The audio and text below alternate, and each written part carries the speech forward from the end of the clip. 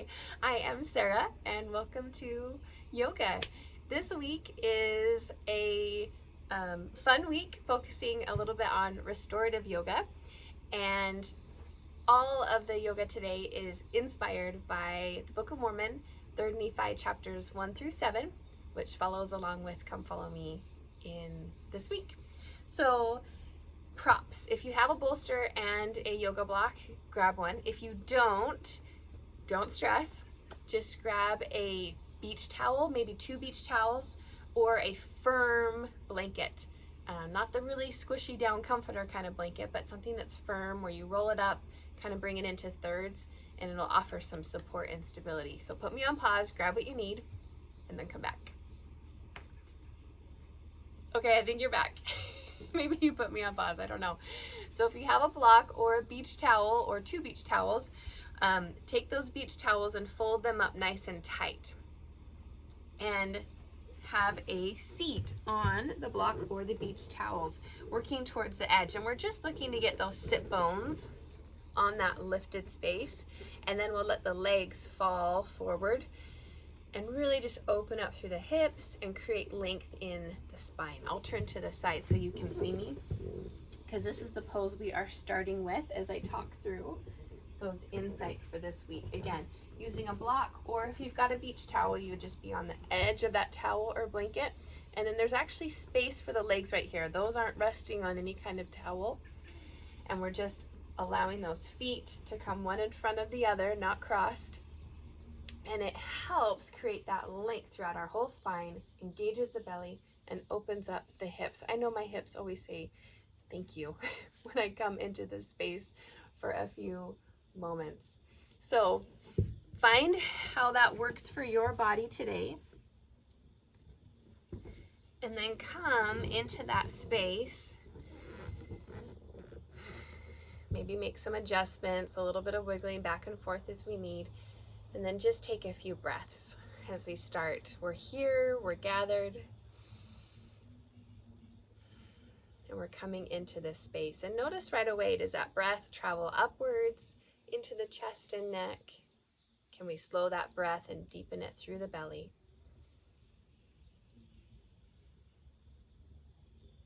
Maybe close those eyes for a moment. Just remind our minds that physically we are here in this space.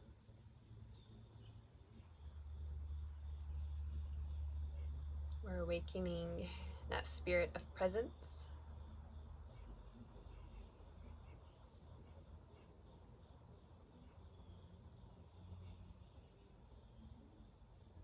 And then just gently floating those eyes open. So we're staying in this space for the next few moments, awakening that stillness within each of us. And in 3rd Nephi, chapters 1 through 7, I wanted to share 7 tools I pulled together for when we're in that season of waiting. And whatever that season of waiting might look like for us will be different, but sometimes we get to a place where we're just in between. And it could be something big, it could be something small, but what are some tools to rely on when we hold that space for ourselves? The first one is in 3rd Nephi, chapter 1, verse 8. And it's basically focusing on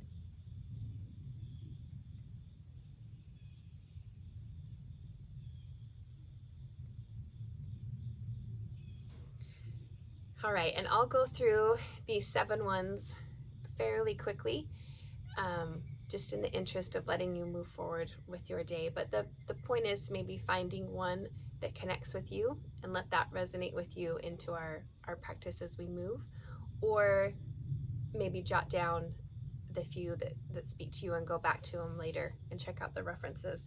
But the first one is to do things that create steadiness.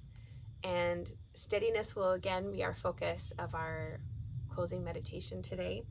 But focusing on the small and simple things that create steadiness, even when we're sitting in uncertainty of waiting. Focusing on the physical body, the mental body, and the spiritual body. What are the tools? What are the things that generate functioning good processes for that body, taking care of ourselves in a way that fuels us and that moves us forward? And that comes from chapter 1, verse 8 of watching steadfastly. So doing those things that create steadiness. Okay, number 2 is to grow the good. And remembering that what we put our focus and energy towards, we will ultimately grow. So letting go of those things that don't serve us, letting go of that negativity and the ruminating thoughts that we all have, and doing our best to grow what it is that we want to grow in a good way. And that is inspired from chapter 1, verse 13 of lifting up your head and being of good cheer.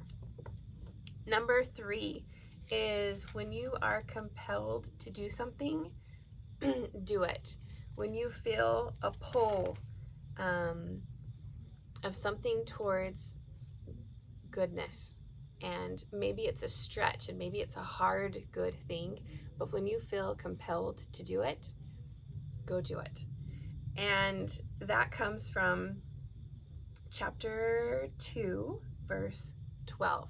So you can reference that one if you're making notes. Number 4 is to create places and spaces of gathering with those who you know will lift, inspire, or motivate you to keep taking the next step, even in that waiting time.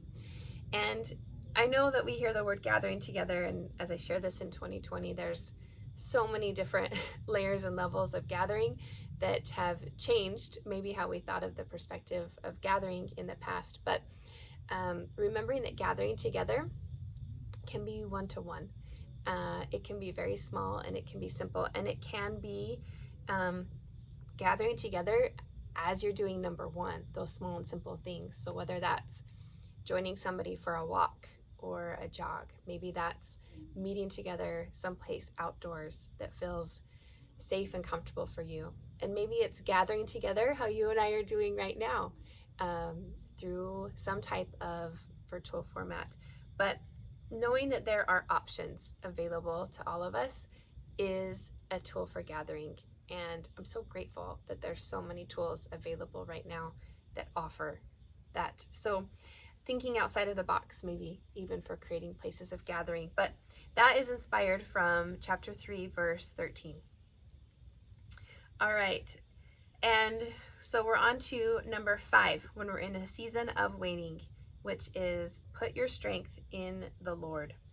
And as much as we want to muscle it up and take care of it ourselves, or say, I've got this, I'm going to just figure it out and do all the research myself, sometimes while those are important things, and I don't discount them whatsoever, I think there's a beautiful accessibility that we have in accessing that higher power beyond ourselves and putting our strength in His strength, and trusting that taking that next step, while it might seem hard or challenging, or maybe not even like the most logical next step on paper, sometimes it's absolutely the next step that we need to take. And sometimes that next step is the logical step on paper, right? It just depends. There's no one size fits all approach to it. But the one size fits all approach that does apply to all of us is to put our strength in the Lord's. So that is number 5. And that came from chapter 4, verse 10. All right, 2 more, friends. So number 6 is one of my most favorites, and it comes, the inspiration, from chapter 5, verse 20, where Mormon, who's writing and abridging all of these records, steps in a first person interlude or intermission, and he offers this beautiful insight in verse 20 where he pauses and he offers gratitude to Christ for bringing his fathers or his ancestors out of Jerusalem. And he takes a moment to recognize that because of that process and because they followed that path for them, it influenced him years and years and years and years and years later. And it also gave him knowledge about the gospel of Jesus Christ that he otherwise would never have had. And he sits in this space of gratitude saying, wow, I'm so grateful that they did what they did, because it brought me to where I am now. And it wasn't perfect, and they didn't do everything exactly right, and nor have I, right, as Mormon shares, but he shares that deep, abundant gratitude for his ancestors, tying them to Christ. And I think in our lives, taking a moment to learn about or even become aware of the journey of our ancestors and reflect that, yes, just like everyone else, their lives were not perfect and everything didn't go, exactly. And maybe we don't have a ton of details, but even just taking a moment to think about what they did that eventually trickled down and brought you to where you're at exactly today, and recognizing that it was through Christ, right? And that having the knowledge of the gospel somehow rooted in that process was a tool of good, that was a seed planted that has grown and developed over generations or time, or you're looking back and you're saying, these ancestors didn't have those seeds and they didn't have it, but because they didn't have it, it led me to find the exact seeds that I need to find. Or maybe their focus of what they knew to be true led them to where they were at, which then carried on the next step to where I might be at. Again, it's going to look different, right? Because all of our ancestry is different, but taking a moment to just soak in that path and that journey with gratitude is beautiful. And I think opens our eyes to an awareness that even though we might be waiting and unsure and uncertain, that our ancestors had times where they were waiting and they were unsure and uncertain, and what a gift that is to feel much more normalized, and that this is part of all of our journey and not just something that we're carrying alone. Okay, and number 7, the last one, is inspired from chapter 6, verse 14.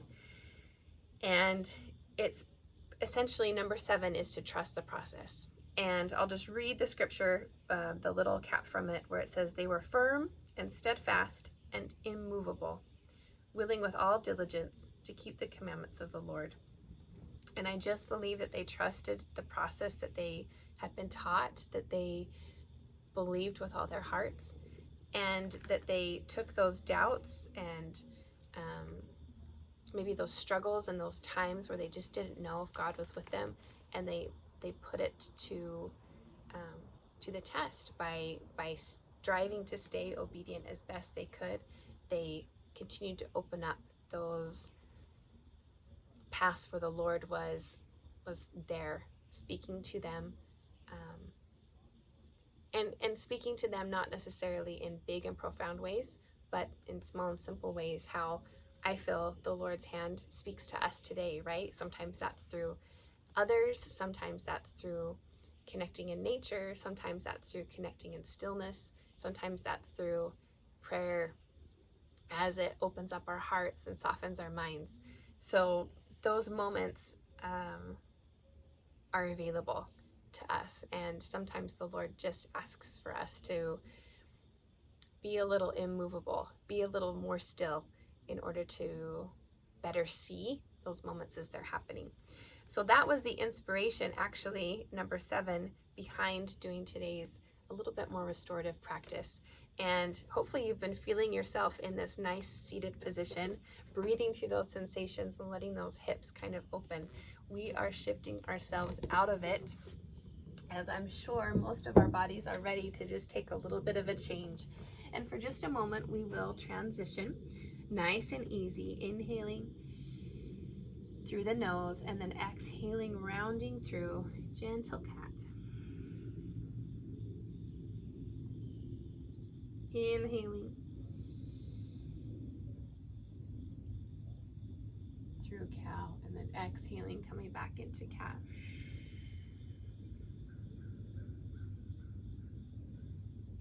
All right. tight, and we lengthen that spine out, flatten those toes, and we grab either a bolster or a firm pillow, or like we have those firm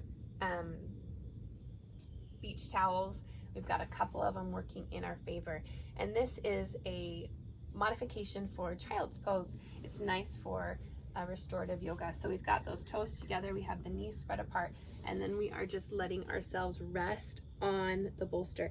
And it can feel most comfortable for a lot of us to just turn our head to one side.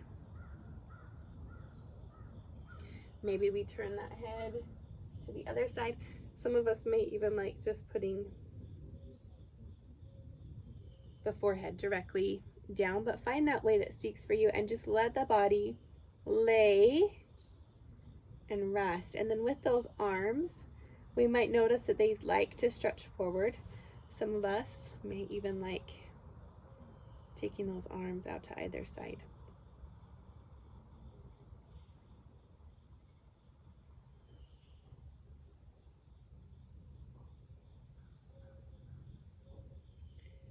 What we're listening for here is watching ourselves to move away from any sharp pinches, pressures, or pains, but we're really looking for just a nice, gentle softening of the body.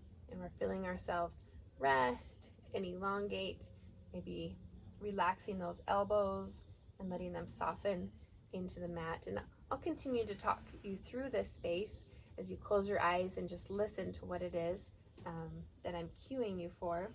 Recognize that the ribs can relax themselves onto the pillow. And notice that the legs, they could be lifted or they could be lowered, those glutes off of the heels, whichever feels more relaxing to your body. So you could have the knees lifted slightly with the hips coming up, or we could have those hips drawing back in towards the heels. Either one will feel probably a little bit more relaxing to you today. If you have your head switched to one side, go ahead and move it to the other.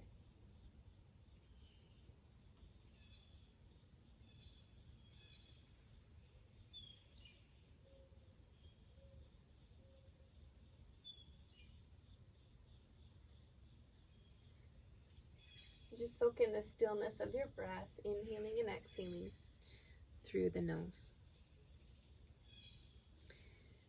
Gently floating those eyes open, and then letting them softly close again. Coming back to that breath and awakening anything that might feel tense or tight, recognizing it and just allowing it to release a little bit more. Is there tension in the shoulders, the neck, portions of the back, the hips?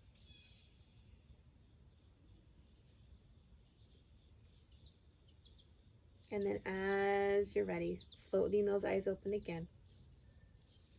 Bending those arms so that hands are to either side of that blanket, towel, or bolster. And then pressing into those palms, coming back up. In our practice today, we will go through one more restorative pose before we come into our meditation. And this restorative pose is also a beautiful pose for, especially if we don't feel necessarily comfortable in our bodies in that traditional shavasana or reclining position. So again, we've got that bolster, and we're just gently working ourselves onto the back of the bolster. Now, whether this is the beach towel or the blankets, we want to adjust ourselves so that that lower back is supported. There's no sharp pinches, pressures, or pains on that back. And we also have enough support so that our head can relax. We're not trying to hold all of our weight up with that neck. This is a modification of the shavasana or even a bridge pose. And the reason why it can be either one is that sometimes we can find ourselves with those knees lifted, and if we walk those feet a little bit further apart and let the knees fall together, that can feel extremely relaxing for our bodies. And my favorite part in this pose is to take those arms out, just like spreading like an eagle or even a gentle goalpost, and letting them work towards the earth. Sometimes they'll make it to the ground, sometimes they won't, depending on how tight our bodies are, but we're just taking a deep opener through our chest, neck, shoulders, and then really allowing the body to relax so there's no sharp pinches, pressures, or pains happening with that spine. If we notice that this floating space for that backside just doesn't speak to our body and we want to try something a little different, we can actually adjust ourselves further down on that blanket, bolster, or mat, and we're then keeping the bolster on the mid to upper back only. Again, folding those knees together and then opening up elbow to elbow. So either one is a safe space to be. Just be sure that there's no sharp pinches, pressures, or pains, and it feels relaxing to you and your body, however that is. And just floating those eyes closed, softening the muscles in the face.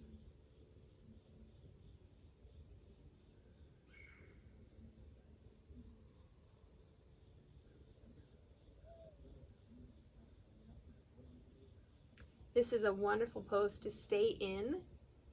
Restorative yoga. Maybe we begin with feeling these poses for a couple of minutes, but we can progress and lengthen the time in these spaces for 5 minutes, even 10.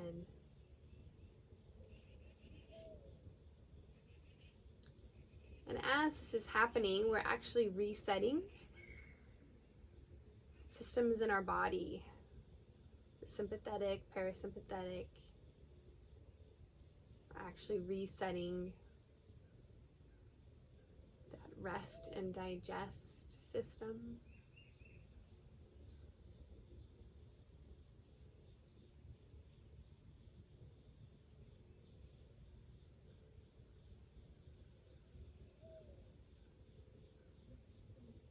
Restorative yoga connects the physical body in many ways, from the nervous system, digestive system,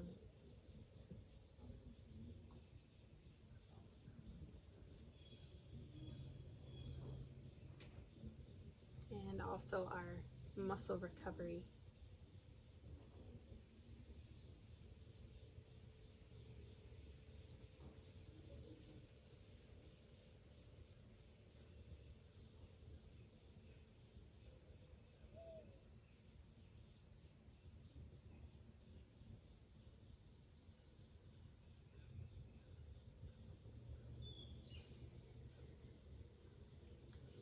For today's practice, I'll be guiding you into our final meditation, guided visualization for today.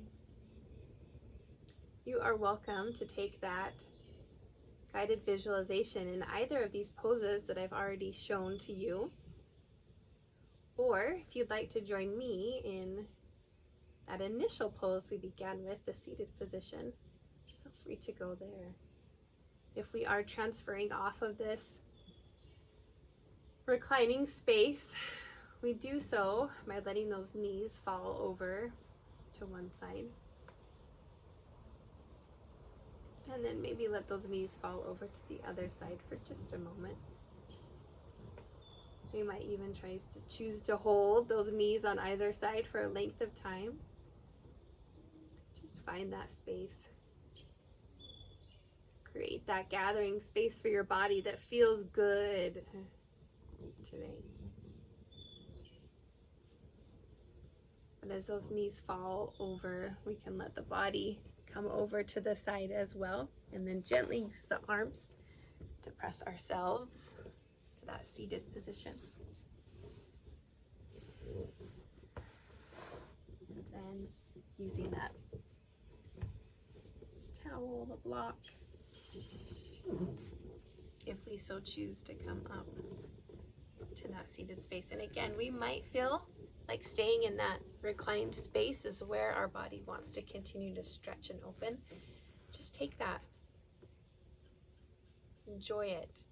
We might like going back into that child's pose as well.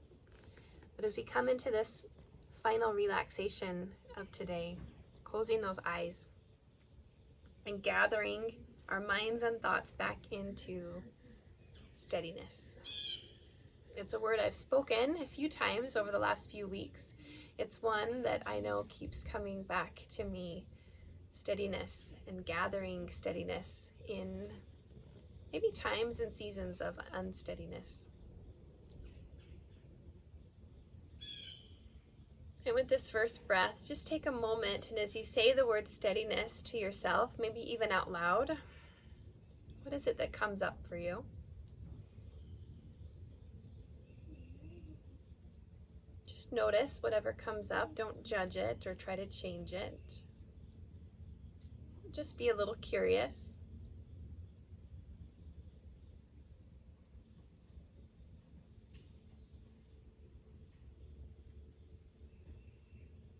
And then take for a moment and imagine yourself as if you were looking at yourself with your mind.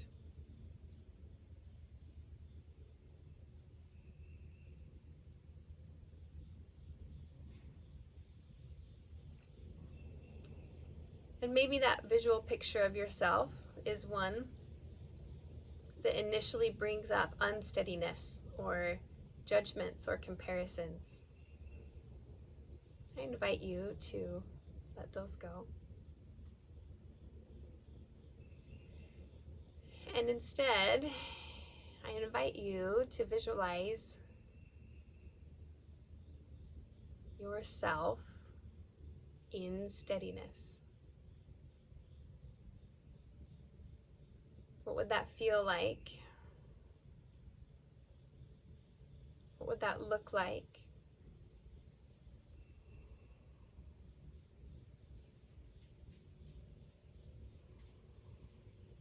What are the things that might be said? How would that sound to be in steadiness? What are the words that you might say vocally out loud to others in steadiness? What are the words that you might say inside your own mind in steadiness?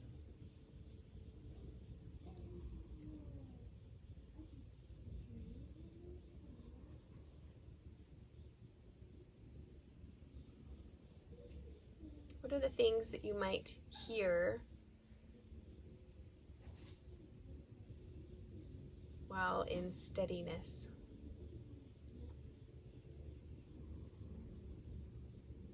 What are the things that you might listen for?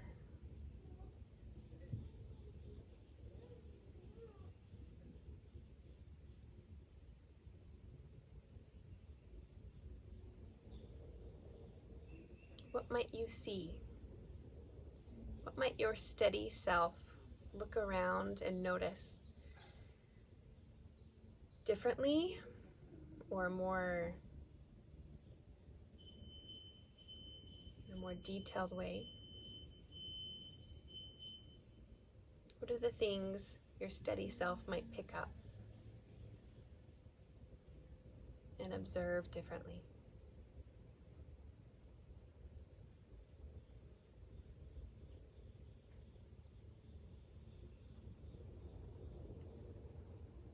What are the movements of your steady self? Are they fast? Or are they a little bit slower?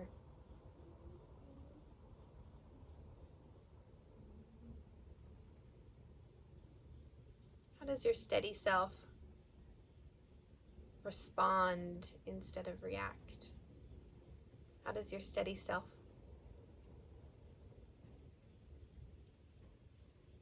step into a space with intention?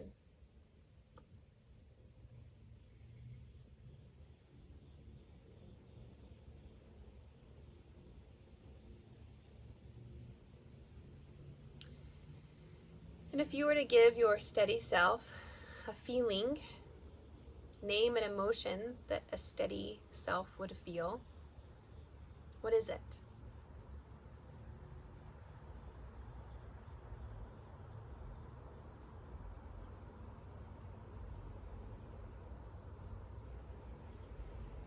And take your hands, both hands on your heart,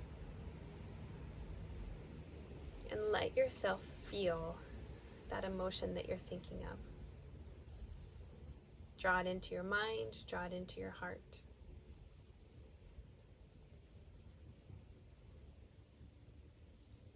Recognize that this steady self that you've just created is within you. It's available to you at any time. That steady self exists within each of us. And it might be one that we choose to turn toward, particularly in our times of waiting and unsteadiness and uncertainty. That steady self may offer some very small and simple idea or inspiration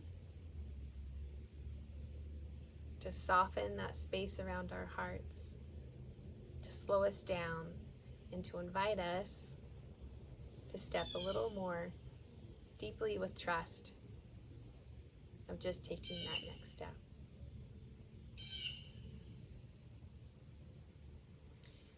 The light within me honors the light within you. May you have light and steadiness in this time. Namaste.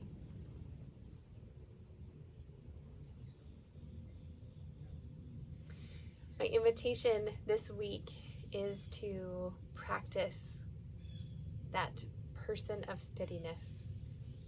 Take a few moments in meditation each day this week and just visualize that steady self. Visualize that steady self becoming steady with Christ and taking maybe one of those tools or a couple of those tools and letting that be part of your focus in this upcoming week. And let me know how it goes. See you next week.